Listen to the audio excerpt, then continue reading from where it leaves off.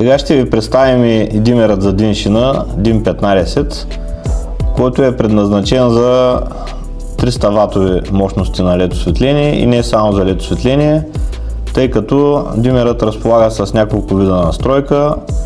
Има, както виждате, два потенциометъра. Може да се монтира и по таваните. Много важно е да се монтира по този начин, фазата да е отгоре. Тук да са изходите за осветленията. В момента сме сложили 3 лунички димируеми. Това е ключ с пуш бутон задължително.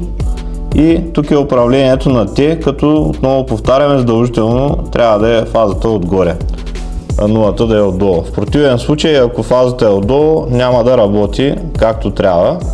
Така че това нещо е за спазване. Няма да работи както трябва, както виждате, ако не го поставим фазата отгоре. С единични натискания димираме, включваме и изключваме.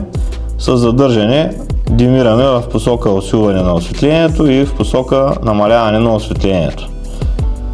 Димерът, докато работим, освети червената LED индикация, докато не работи, не свети. Съответно, не трябва да се ползва друг бутон, освен push бутона, защото ще има претоварване, както и при димерът SMRS.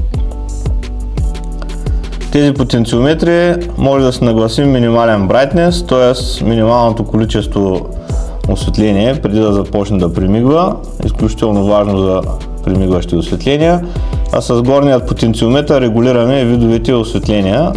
Това са резистивни, капацитивни, LED, индуктивни и енергоспестяващи, за разлика от SMRS, който разполагаше само с LED осветление.